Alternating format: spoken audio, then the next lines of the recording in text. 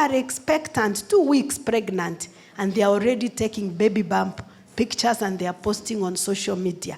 It terribly scares me.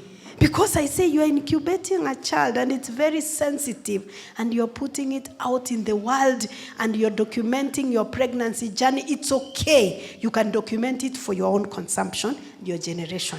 You don't have to document it for other people. I saw somebody who did that and eventually she lost the child. And everybody kept on saying, you see, and it was so hard. I don't know whether she recovered from that because of what people were posting on social media. I don't know how many men can say no to a woman that is interested in them. Not an ugly woman, by the way, but a beautiful woman. Not just beautiful, but she has the resources to beautify herself. You know, there are people who are beautiful, but then you don't get to see their beauty.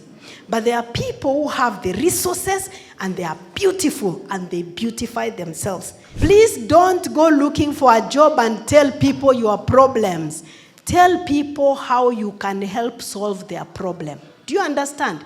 Tell people how you can bring value. Nobody will give you a job for telling them, oh, I'm suffering. Nobody cares about me. They will actually write you off because nobody wants problems.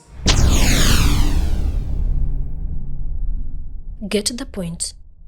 Take a step forward.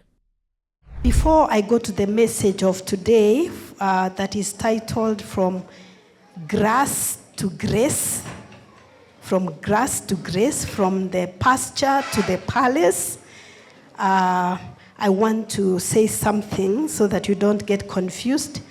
I'm getting into that age where I am no longer biologically able to get a child. That is the age of perimenopause and menopause. So you will see me at some point, I may have hot flashes. It's not because the church is hot. It's because my body is responding that way. Don't feel sorry for me. I have more than enough children. I don't need any. And I'm also saying that so that because you are constructing the church, consider some of us and have enough ventilation, please, and have washrooms. Over there, we don't have to walk all the way outside. Please consider some of us, okay? When you're constructing the church, I think it's very important. So when you see me sweating after every 30 minutes, it's the body that is responding that way. Don't feel sorry. It's not because it's hot. It's not very hot inside here. So the story of Joseph is a story of resilience. I have been very interested, very fascinated by stories of people who have risen from grass to grace. I'm very interested in those stories. There's one student intern I had at my place of work, and I was very encouraged by him because I noticed he was a very good worker, very reliable, and that's not common in this generation. This generation, whenever we find a Gen Z who can be trusted, I personally want to know their parent. And si kuchomea Gen Zs ni ukweli. We are very disappointed. And I think we failed you as your parents. So anytime I see a Gen Z who is reliable, hardworking, can be trusted, I want to know about them. So this young man was very dependable. But I didn't get a chance to talk to him. So when he completed his internship, he kept contact with me. So one time he asked me whether I know a place I can recommend him to get a job. And I told him for him, I can recommend him anywhere if I hear. Then he gave me a brief story of himself. He told me that when they were young, they were born 4 sons, and he's the last born. Both his parents died of HIV within a short time of each other. And they were very young. So he said, during the funeral of the parents, they were divided like chicken among the relatives. And he said that they really suffered in the hands of wherever they were distributed, because I think the relatives also were struggling to raise their own children. And along the way, he told me he really wanted his life to be better. And so one of the things he started doing is he would be a watchman by night, then by day he goes to school. So at night he was a watchman as a young boy, then during the day he went to school. He succeeded to go to primary school, he finished high school, he went to college, he was still a watchman, he completed his course. And now I think he's probably working somewhere. And I was very interested because I know that when you lose your father, you lose your sense of belonging. But when you lose your mother, your world comes tumbling down. So anybody who has lost a mother and they are still standing, I really want to know so much about them. And I said, no wonder when you came to the workplace, you were very different. I just noticed he was so different. He told me, unfortunately, his 3 brothers are lost in alcohol and whatever, and crime. So he's the only one among the 4 brothers who is standing and who has managed to finish college. And we have a story like that in the Bible of a young man who lost his mother during childbirth. I will ask during your own time, you will read from Genesis chapter 37 all the way to chapter 50. However, for today, I'm going to read from Genesis chapter 39, verse 2. I will read to verse 6. Let's pray. Father, in Jesus' name, may you speak to us, for we are listening. In Jesus' name we pray. Amen. Genesis chapter 39, verse 2 to verse 6, it says, and the Lord was with Joseph, and he was a prosperous man, and he was in the house of his master, the Egyptian. And his master saw that the Lord was with him, and that the Lord made all that he did to prosper in his hand. And Joseph found grace in his sight, and he served him, and he made him overseer over his house, and all that he had he put into his hand. And it came to pass from the time that he had made him overseer in his house and over all that he had, that the Lord blessed the Egyptian's house for Joseph's sake. And the blessing of the Lord was upon all that he had in the house and in the field. And he left all that he had in Joseph's hand. And he knew not anything that he had except the food which he did eat. If you have ever employed a domestic worker or somebody in your farm or in your home, you know how hard it is to get a reliable worker, isn't it? You know how very difficult it is. But when you get one that you don't need to think about anything, you just need to think about the food that you're eating, it's such a huge blessing. And Joseph was one like that. And I will just share a brief of the story of Joseph. The rest you can read, then we learn lessons and we end the divine hour. Joseph was the son of Jacob. You might be knowing this by now. And he was the favorite son. And I know those of us who have more than one child, you have a favorite child, don't you? You don't want to admit, but the truth is you have a favorite child. I know you love all your children. There's no debate about that. But I know you don't love your children equally.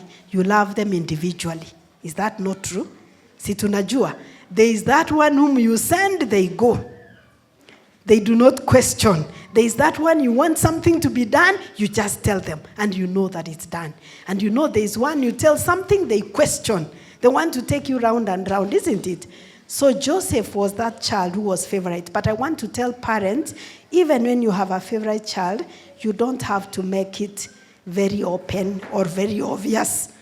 Okay, you don't have to. And sometimes even children ask, who is your favorite? Who do you love most? Don't they? They ask that. Me, I just say, I love all of you individually, because you are not the same. You know, that's what I usually tell them, because I can't lie that I love all of them equally. It's not possible. Even if you loved people equally, people have different experiences. They want different things. Because loving equally means if you are buying a t-shirt, you buy for all of them. Some don't like t-shirts, isn't it? They like a pair of shoes.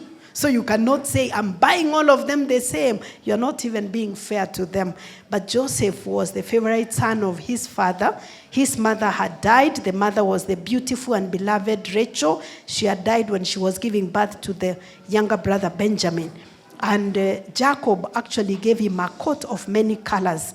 And this angered his brothers so much, because now the favoritism was very obvious. It's okay to favor one child, but you don't have to make it very obvious that everything you are doing for this child, and you're holding this child as a standard for the other children, because the other children get frustrated, they get angry. And when Joseph had a dream, he had dreams, he told his brothers about the dreams. And the dreams were like the brothers who are going to bow down and worship him. It is true, But probably he did not need to share that. You know, there are some of us, when we are having our dreams, you just go ahead and you share with everybody. Some things you don't need to share. You just need to wait for the fullness of time. So when Joseph shared this with his brothers, they were upset even more because he was the youngest, among the youngest. And they're saying, this is the dream. Your dream is your dream. Sometimes God gives you a dream, but you don't have to bring it to the surface. You don't have to bring it openly. I get so disturbed nowadays when I see on social media, people are expectant, 2 weeks pregnant, and they are already taking baby bump pictures and they are posting on social media. It terribly scares me. Because I say you're incubating a child and it's very sensitive and you're putting it out in the world and you're documenting your pregnancy journey. It's okay. You can document it for your own consumption, your generation.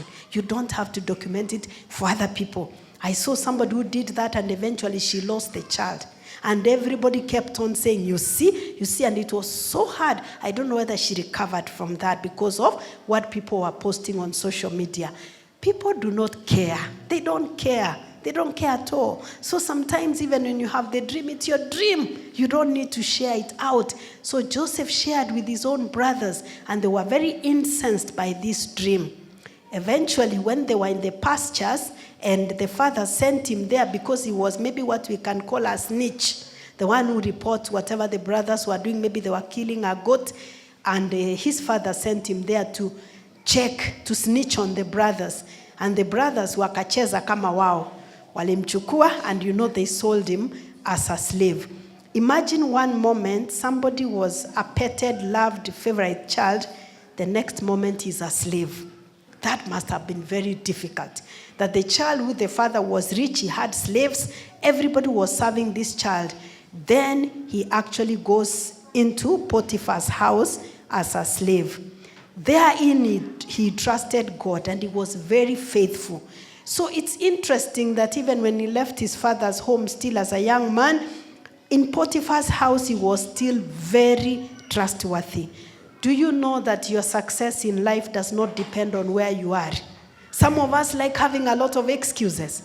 You say, oh, you know, if I had better circumstances, I would be different. If you don't grow where you are planted, you will not be transplanted. You get it? Volume iko sawa. Whenever we are transplanting crops, we will transplant the one that is growing. Isn't it? If you refuse to grow where you're planted, you cannot be transplanted. So Joseph in his father's house, he was the favorite. In the pastures, he was the favorite. He still went to Potiphar's house, he was the favorite. You know how the story went with Potiphar's wife being interested in him, seducing him, and he ran away and even left his clothes. I don't know how many men can say no to a woman that is interested in them. Not an ugly woman, by the way, but a beautiful woman. Not just beautiful, but she has the resources to beautify herself. You know, there are people who are beautiful, but then you don't get to see their beauty. But there are people who have the resources and they are beautiful and they beautify themselves. One time my son told me that at that time, the Potiphar had a choice to be changing women like clothes. So most likely this he had was a young thing, a very young girl. And so she beautified herself, and it's hard. And not many men, I must say, that can say no to a woman who is interested in them. That's why some men end up marrying wrong.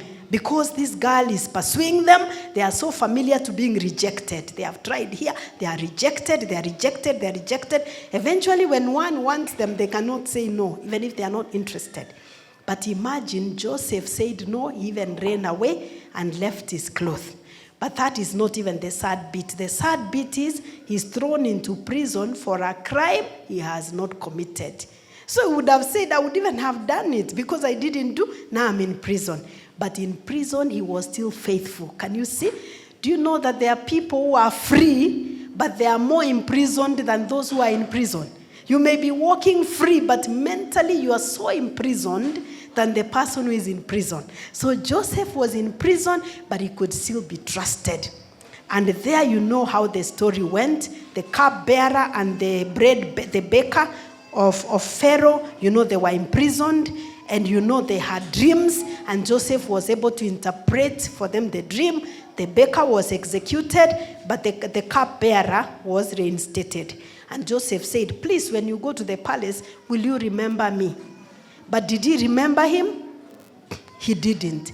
Are there people that you have helped and you think that they are going to remember you, but they get into places and they don't remember you? Some of us could be strategizing with the 2027 presidential, not just presidential, but you could be strategizing with the 2027 candidates. You're trying to be very close to them because they are vying so that you're close to power. I don't want to disappoint you, but chances are when they get into the seat of power, they will forget you. Chances are they will forget you. So, isn't it? Ama mtu wetu, tuko na ule mtu wetu vying for presidential. Vote for him, but don't think that they will necessarily remember you. They may not remember you because they are human beings. So he did not remember him. But you know when he remembered him? When the king dreamt and the king needed an interpreter of dreams. That is when he remembered him. Tenda wema, nenda zako. And never ever bring your need to the marketplace. That is somebody called Jim Rohn who said, do not bring your need to the marketplace, but bring your gift to the marketplace. If I can advise my Gen Zs, never ever go to look for a job and talk about your problems. Your problems, tell your mother. Do you understand? Or God. Tell God, but if you need to tell a human being, tell your mother your problems.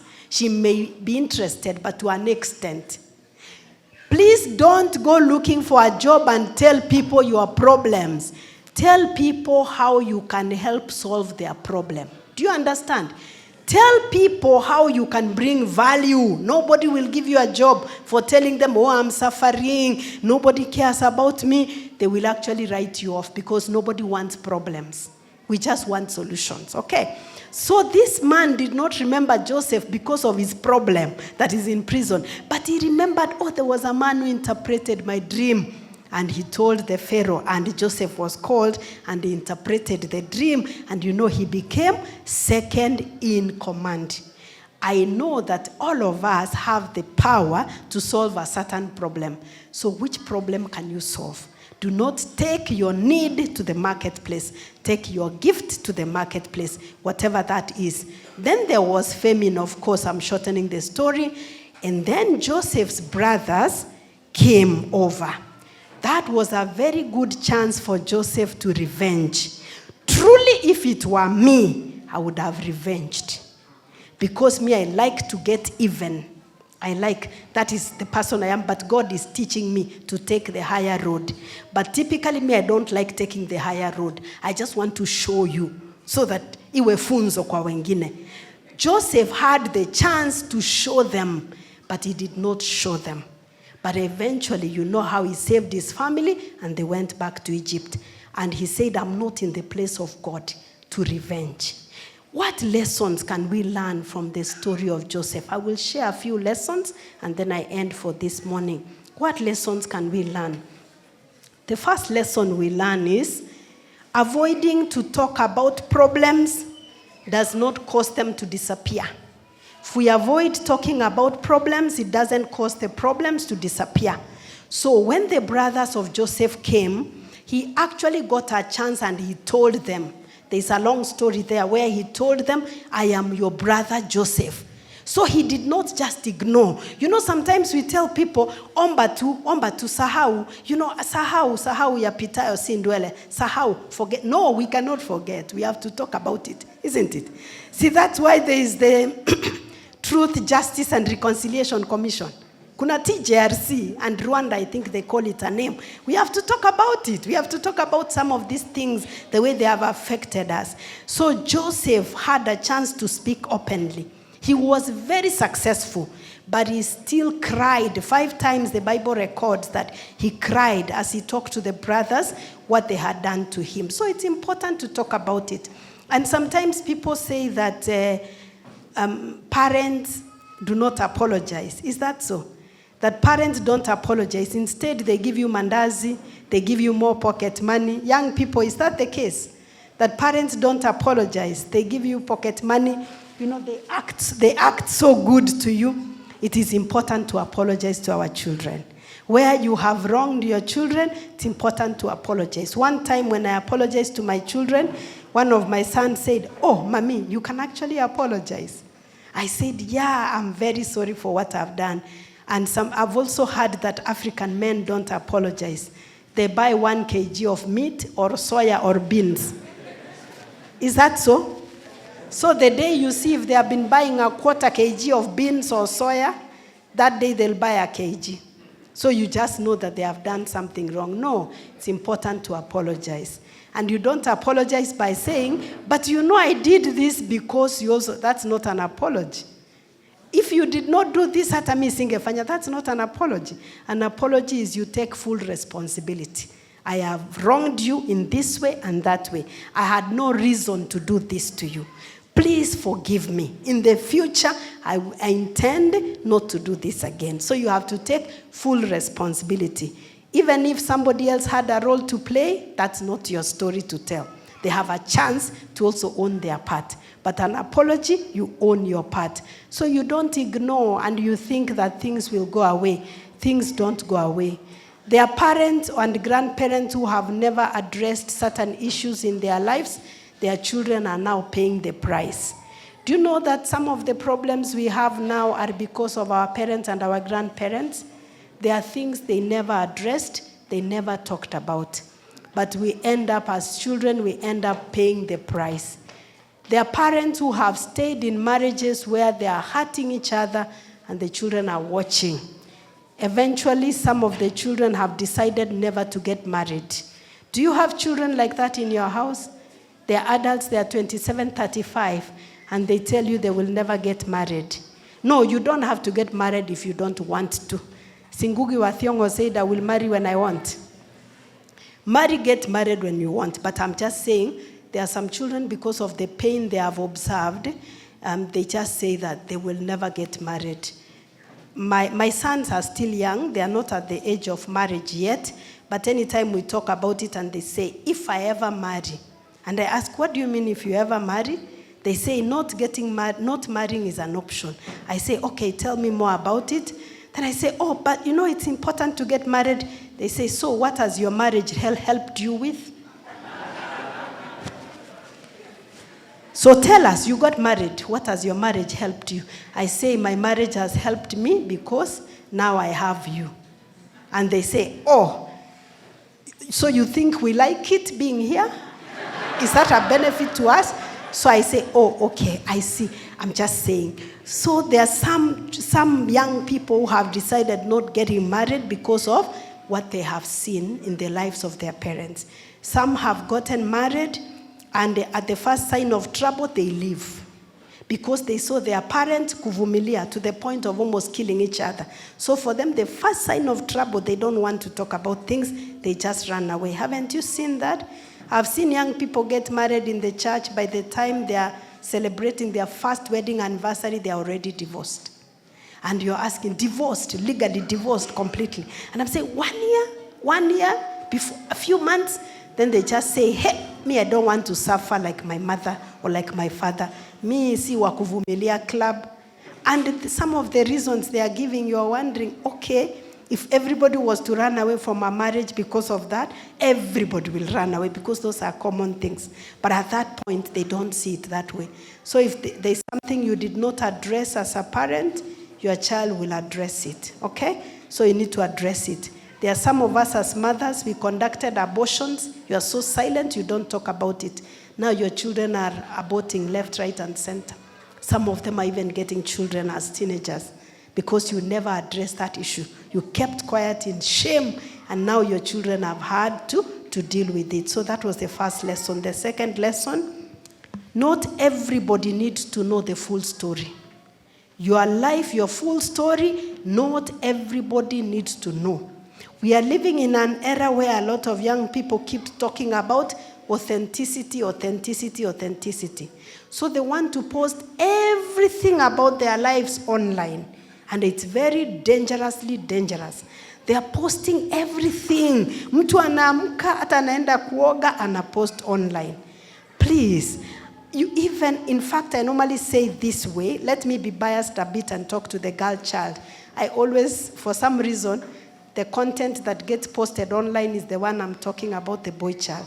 But I do talk to the girl child as well. Let me talk to the girl child. Please do not ever post a boyfriend on social media. Please do not ever post a boyfriend on social media. So when you break up, are you again going to post that you have broken up? You see, when you post a boyfriend on social media or a fiancé, whatever that is, people assume you are sleeping with him. So they are already doing body count for you. You see, men don't have body count. It's women who have body count. So people will be having body count. You posted Johnny, you posted Harry, you posted... They will count you have slept with all of them, even when you have not. Please, your social media page is yours. Don't put profile picture of a boyfriend. I also don't even put profile picture of a husband of 22 years. I put mine. It's my space. Not that I'm not proud of him, I am, but that's my space. Correct? So please, social media is for social. I'm there to market my services and live my purpose. So it's not for my husband, it's not for my children. If they randomly happen to Peter up, sour, but it's not their space. Their space is in the family space. We have a family space where we share pictures. So please, as a girl child, don't ever post a boyfriend. And if they are telling you, kama unipost, you are not proud of me, I'm going to leave. Wacha aende, songa mbele kama injili. That's a controlling person. And it's a sign that they are going to be abusive to you. You see, let us not reverse God's order of things. When people talk about prostitute, they are talking about a woman or a man. Is there a word for a male prostitute? So why are you saying what a man can do, we can do? Let the man post. Because let me tell you, a married man is more marketable. Did you know that? But a married woman is not. That's the reality.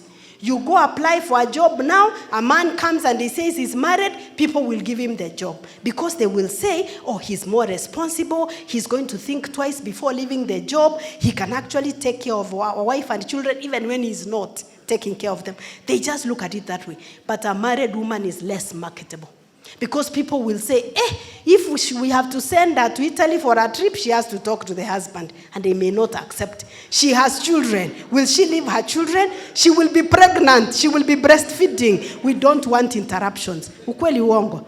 Are you angry at me now? But that's the reality. I'm a woman like you. And I know these things. So please, guard your space very, very jealously.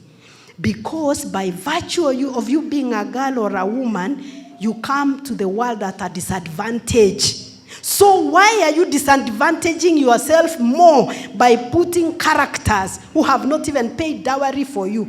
And some of them, even when they do, they want to go and take the cows and hire bloggers as they walk with the cows. Miserable cows. Please. Do not ever. So not everything needs to be in the social media space. That is not authenticity. That's foolishness. That is foolishness. Be very, very, very discreet in the way you live your life. Because the moment you speak your dreams out there, you are reducing the energy and the power of your dreams. Keep quiet. Keep silent. It is coins that make noise, isn't it? Sini coins that make noise. Manoti haipigi makelele. The notes are just quiet. People who are happy are not posting themselves on social media. They are enjoying their marriage. But the ones who are miserable fighting, they are the ones who post themselves marriage goals. We want to inspire. Inspire who? Who asked you? The marriage is yours. Live your marriage the way you want to live. We don't care. As we will just be posting, but we'll just be making comments. But then we say, wataachana tu, wataachana tu, wataachana tu, wataachana tu. Na munaachana, and then hot tea is served, isn't it? Tea, which we are waiting for tea. That is the point. Tunangojea chai. So please, if you want to be successful, if you want to move from grass to grace, please live your life quietly and ask yourself, whatever I'm posting, whatever content or whatever, what's the intention? How is it going to benefit me? Nobody wants your inspiration. We already have enough inspiration in this world, by the way. We don't need more. So inspiration is the one that is caught on the way. Not intentional that you are posting, you are inspiring anybody else. Even Joseph sharing his dreams to his brothers disadvantaged him because people don't want to know that much. The lesson number 3. Don't let someone's choices influence your own. There were many choices that were made in Joseph's life. The brothers hated him, they sold him. Potiphar's wife had ill motives and he was thrown into prison. In the prison, he did his best. He interpreted the dream, but the cupbearer forgot about him. But yet Joseph chose to do the right thing. If there's something that the Lord is teaching me, is that when somebody has wronged me, I don't have to retaliate. For me, I was raised to believe in fire with fire. I'm good to the one who is good to me. The one who is not bad to me, I square it out in the loudest voice possible. That's the way I was raised, okay? In fact, usually my children used to tell me, Mami, we're in Taliban. If somebody is trying, you also put your Taliban hat and you show them. That was me. But the Lord is teaching me, and I think that is one of the lessons you learn in marriage. You learn that you have to take the higher road. You cannot let somebody's choices determine your choices. You cannot get dirty with the pigs. You cannot get dirty. You have to take the higher road. If in a marriage your partner is crazy, I'm the one who is crazy most of the time, so don't look at my husband that he's not. If your partner is crazy, you have to remain sober. If they are losing their mind, you have to keep yours. Okay? So if you both lose your mind, it will be a mental health institution. Okay? So if as a parent also you raise children, they are adolescents, they are teenagers, and now they are looking at you and questioning the very value that you raised them by, you need to know that is temporary insanity. So for you, you have to remain sober. Okay? You have to learn to take the higher road. You cannot always have revenge. Unfortunately, I've seen marriages where people say, you cheated on me, I cheat on you twice. I'm going to show you that I can do it. And you know how the story ends. So when your partner or your child or your family member is doing the wrong thing, refuse to get dirty. Do not get dirty. And I'm not saying that you stay in a place of suffering, but I'm saying that you can always make a choice. If you are living a situation that is hurting you, you can always make a choice without having blood splashed on the wall and the brain splattered on the roof. You can always live quietly. You don't have to cause a mess if that's the choice that you make. And because Joseph chose to do the right thing, the Bible says that the Lord was with him and he prospered him all the way from the pasture to the Potiphar's house to the palace. All the way the Lord prospered him. When we choose to do the right thing, the Lord will prosper us. I don't know how many of us have taken matters into our own hands, because now you have opportunity, you want to show them. So because we have taken matters into our own hands, we have failed to be prospered by the Lord. Because we take matters in our own hands and we decide to revenge, then the blessing of the Lord does not accompany us. Whatever situation you are in right now, and maybe you are planning to revenge, I want to tell you, vengeance belongs to the Lord. You don't need to revenge. You do the right thing, and the Lord will be with you, and he will prosper you wherever you are. Lesson number 4, I think I've already talked about it, that Joseph, he demonstrated compassion, and that is vengeance belongs to the Lord. When the father died, the brothers were very worried. But he just said, no, I'm not in the place of God. You know, they say that, that African saying that says, the axe does not remember, but the tree remembers. The axe does not remember, but the tree remembers. So you can remember what people did to you, the wrong they committed against you, but leave vengeance to the Lord. And I know it's not easy what I'm saying. You know, sometimes there are people who have hurt you so bad. They have hurt you so bad that you cannot imagine. One time, somebody said a story that really broke my heart when I was talking about forgiveness, and she said, how can you forgive a mother who has hurt you? And a mother is meant to protect you. I said, how? And she said that their mother was a single mother of 3 girls. And this single mother would bring men to the house. You know, it shocks me that we still have women who bring men to their houses. Please don't do that. Even if the man is heavenly ordained and is going to marry you, you can't bring a man into your house. Are you the man or the woman? That is confusion. It doesn't work like that. Anyway, she used to bring men into our house, and these men would sexually abuse them. So she was in the middle. Her sisters were not saying because they were very afraid of their mother. So she decided to tell the mother. She was the middle child. So when she told the mother whipped her so bad. He whipped her and he told her, now I can see we are 2 women in this house. You are stealing my boyfriends. And he threw her out. And she was a teenager. You know, you can think, I know you may be shocked, but this is not one story. There are many stories like that, you know. So that's why I'm sharing. There are many stories. And the mother whipped her and chased her away and said, you cannot take my husband, my boyfriend away. She was thrown out. Later on, anyway, she's not in a bad place. She's in a bad place because she was thrown out and her life didn't go very well. So she asked, but how can you forgive a mother like that? Because first of all, a mother is meant to protect you, even from bringing men into the house. Then second, you're sexually abused and you're telling her, and then she throws you out and chooses this character of a man in place of the child. So the other 2 girls could not speak because now they didn't want to be thrown out. So they remained and they continued being sexually abused by this man or men. It is very difficult. That's why when I say that, just vengeance belongs to the Lord. It's hard. It's a very hard gospel to even preach because honestly, how do you forgive a mother like that? I don't understand. It's very difficult. But forgiveness is divine. And Joseph himself, you can see that the blessing of the Lord accompanied him. And he chose to do the right thing. And anyway, maybe I can ask, somebody hurt you so bad, I know. But I'm asking you, has the Lord been good to you? Has the Lord been good to you? Has the Lord blessed you? The Lord has still blessed you. That's why you are here. Even if the person did these things to you, the Lord has been good to you. So even for Joseph, he remembered that even if the brothers sold him, the Lord was good to him. And that's why he rose to be second in command. That may never have happened. Some people do things to you, but they do not know that yes, they are setting you on the right path. Some people become Judas Iscariot and they betray you. And you think you're like, I was doing very well in this job. I was doing very, very, very well here. But this person just came. But imagine the bullet has been removed. Many times you may find that they are removing the bullet.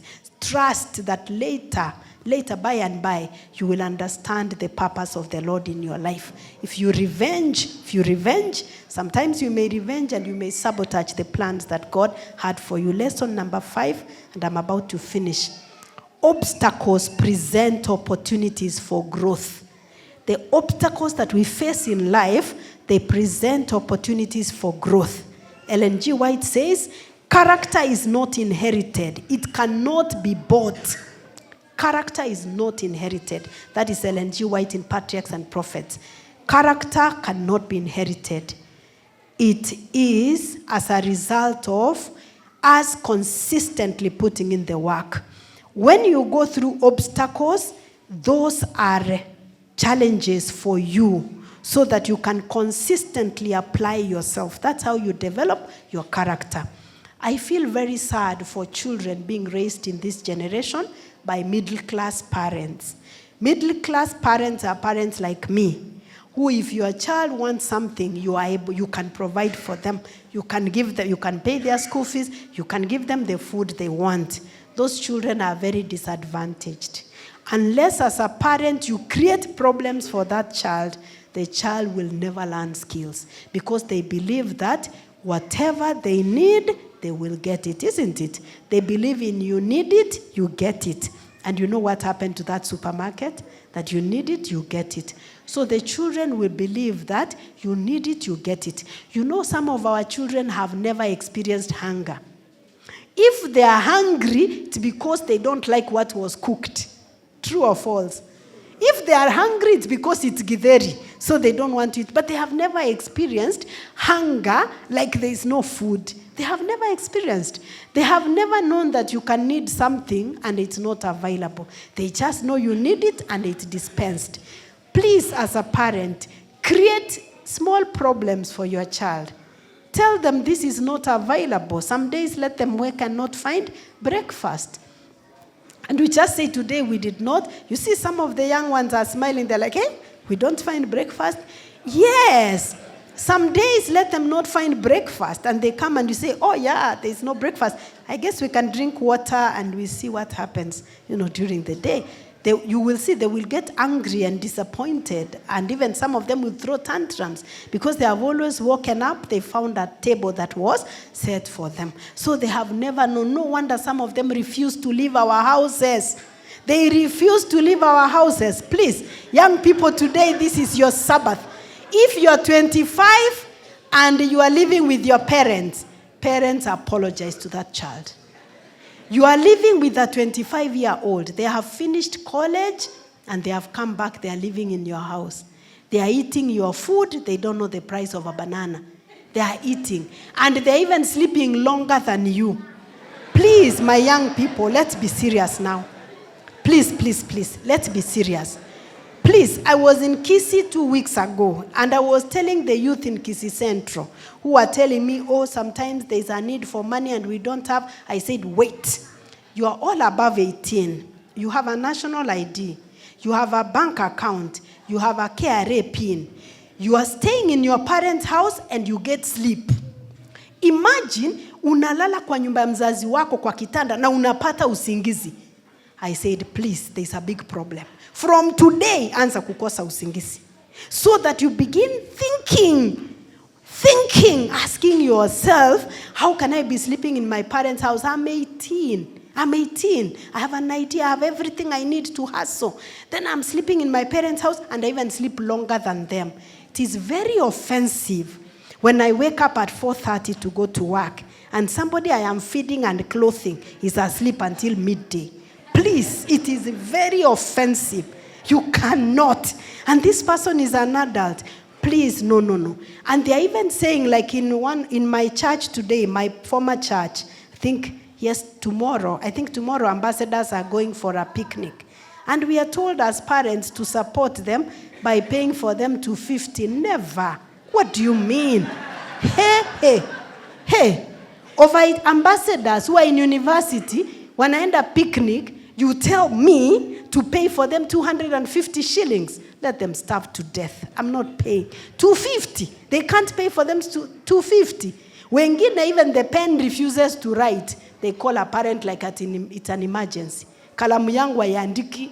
Tuma pesa nunue kalamu. Hey. No. No wonder some of them cannot even raise families. They will get children, they will bring grandchildren to you to raise because they never learned the skill that they need to hustle, to work and raise children. No. That cannot happen. Obstacles present opportunities. Some of our children, as I said, they have not left the nest because we have never presented obstacles for them. Let the eggs get finished. You don't have to replace immediately. That before they are finished, you are refilling the eggs. Let them get finished so that they can say, kumbe things get finished. Yeah, then we just say for this week we have to stay without eggs. We will order next week. So we will survive, in whichever way, so that they learn. For some of us, the obstacles were there everywhere, so we were privileged to learn skills. But when there are no obstacles, if you are not deliberate, you are not intentional as a parent to create the challenges, the child will never learn. Yeah? And that is now why Joseph, when he went to be a slave, there were so many obstacles, but then he learned. He learned, and that is how God raised him from grass to grace. Number 6, and then I will do the last one, number 7. Number 6, take care of your physical body. Take care of your physical body. Take care of your physical body. Take care. The Bible records that Joseph was a very handsome man. Joseph was a very handsome man, and that is why even part of the reason Potiphar's wife was interested in him. Take care of your physical body. When you are being told that we need to have a touch of purple, please, it's important to slay even as you serve. Take care of yourself. There are young people who have been struggling many times. They cannot get a marriage partner, and they are struggling, and you see the way they look, and you wonder. They look like it's a funeral every day. They don't shower. They don't brush their teeth. They cannot even comb their hair. Their hair is full of blankets. Imagine. And then for them, their roll-on is garlic and a ginger and lemon. That is their roll-on. They cannot even clean themselves. They cannot. And then they start saying, you know what? God looks at the heart. That is God. As we cannot look at your heart. As we are looking at the way you look. Please. Iyo heart, iyo ni ya Mungu. Sisi hatujui. Sisi hapana tambua. Sisi tunaangalia vile unaonekana. And then they even say, you know, things of this world, we don't need to spend. As we are of this world, by the way, heaven si hatujafika bado. Na tukifika mbinguni bado ni sawa hapo pia. There are things in heaven God has kept for us. But then the thing is that please, and sometimes they even say it's a spiritual battle. It could be, but let me tell you, a lot of it is a physical battle. You don't shower, and then you are saying it's a spiritual battle that your grandmother is the one who cursed you. That's why you don't have a marriage partner. Did your grandmother go away with your water? Please. Did she? Your water and your soap. Please, please, please, I know that you want to be natural. But what do you mean by being natural? Can you then brush your teeth at least? And your tongue and your gums? Please, let me tell you. Vegetarian food is very good. It's very good. And all of you are Adventists. Tomorrow you are beginning next Sabbath you have health ministry Sabbath and everything. But a lot of us, we say that we are being vegetarian and then we end up eating so much starch that nobody can tell whether you are young or old. We cannot clearly tell. You cannot be 21 and you are looking like me. Me, I'm excused.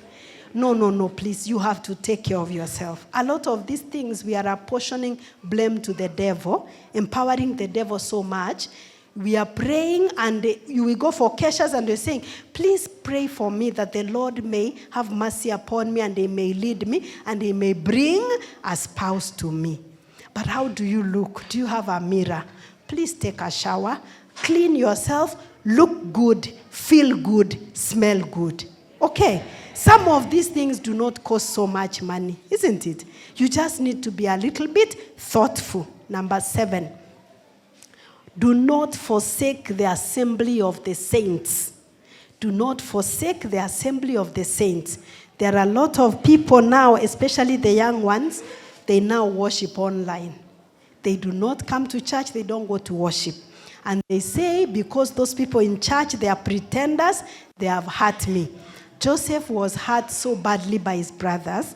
He will take time aside to go and weep, but then he will come back. He took time aside, he goes to a room, he weeps, but he comes back. Because there is value that you obtain by assembling with the saints. We are not perfect, but sisi ndio tuko. Sisi ndio tuko. Hata wewe mwenyewe hauko perfect.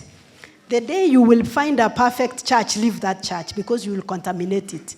Because you are not perfect, isn't it? Now every behavior is being labeled toxic. There is a street psychology. Psychology of social media. Young people, psychology of social media. You are calling everybody toxic church, toxic parents. I have to cut off. We are cutting off, and yet you're toxic number 1 by cutting off. The person who cuts off others is the number 1 toxic person.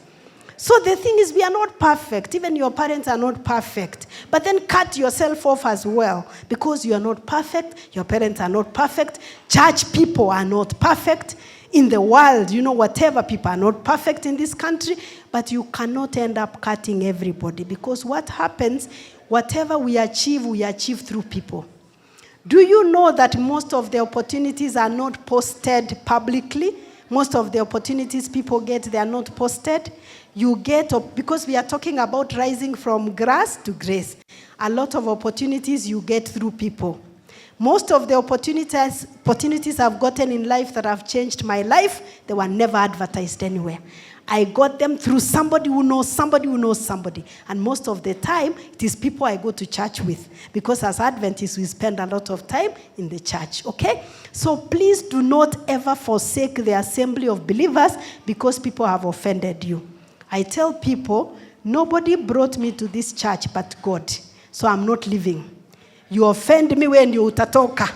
Mimi niko hapa, sibanduki, I'm going nowhere. So you leave. If it's uncomfortable for you, you leave. Of course, I'm not saying as somebody who is hurting other people, but I'm just saying that you have to get to a place where you make a decision and own your space. Don't block family members unless, of course, they are hurting you. But left, right, and center, you just want to block everyone. No, own your space and belong to that space. So, your success, we said as I wind up, your success does not depend on your location. It's not because of where you were born. That's why you're not successful.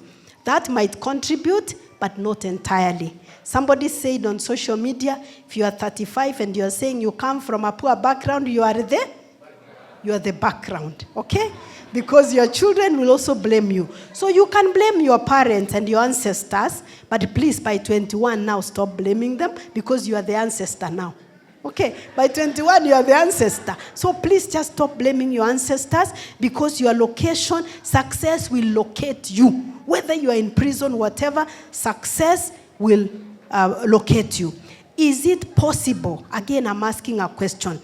Is it possible that God's purpose is unfulfilled in our lives because we have taken matters into our own hands? Instead of leaving vengeance to the Lord, you have taken matters into your own hands. Today you have a choice, just like Joseph. And what choice are you going to make? I will share the 3 C's and finish. The choice you will make today is number 1, confession. Confession. Admit that we may have been angry, we may have been bitter towards somebody or even towards a situation.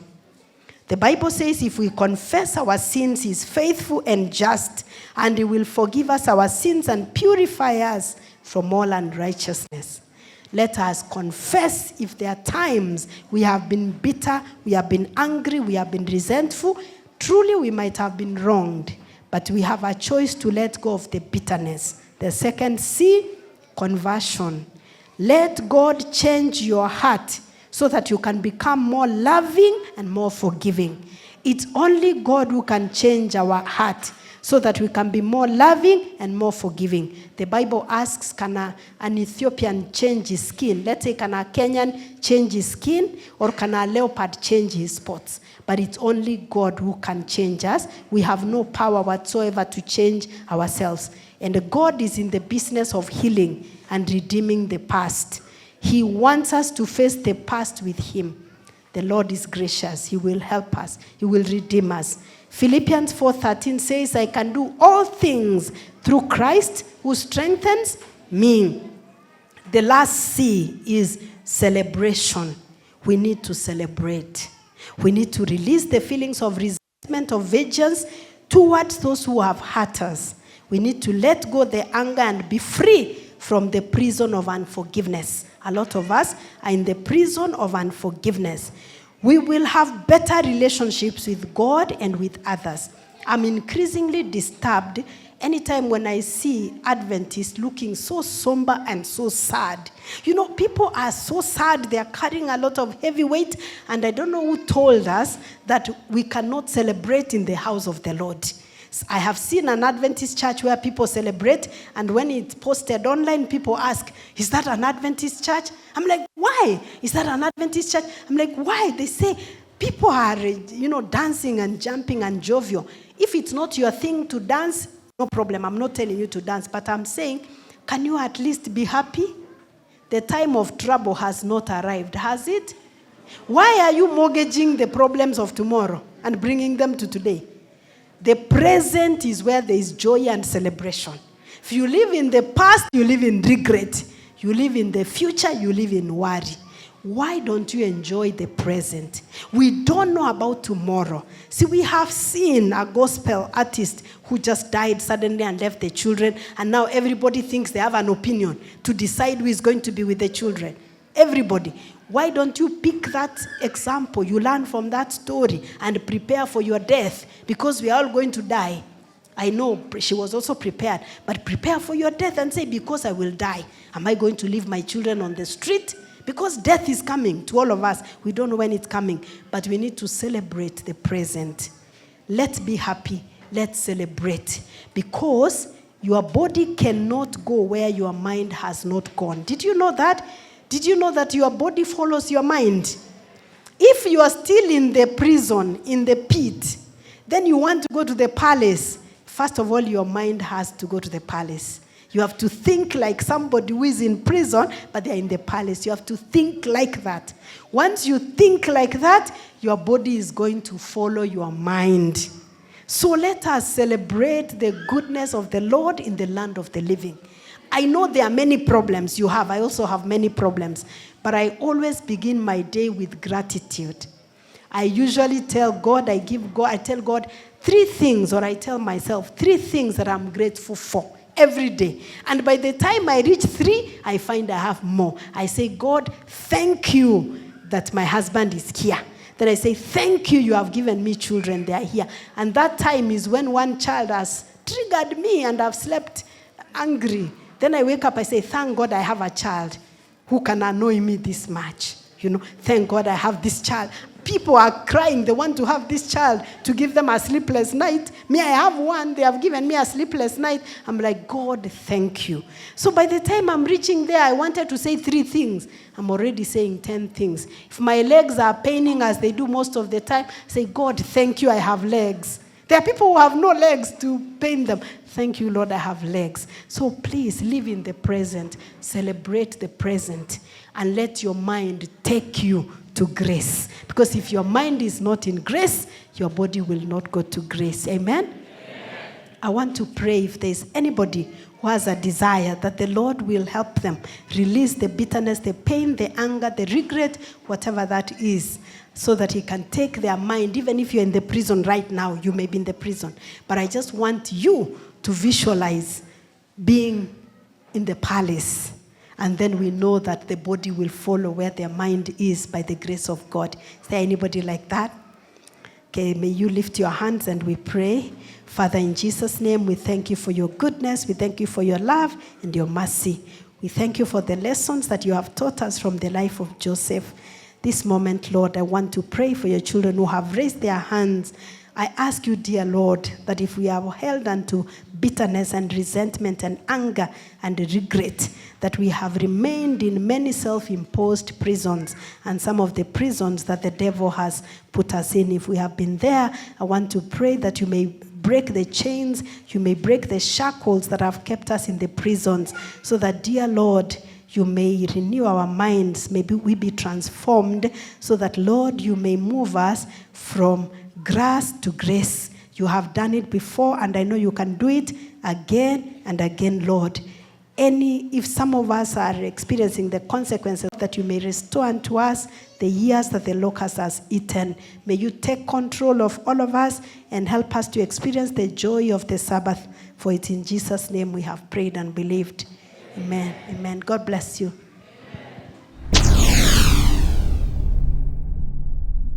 Get the point.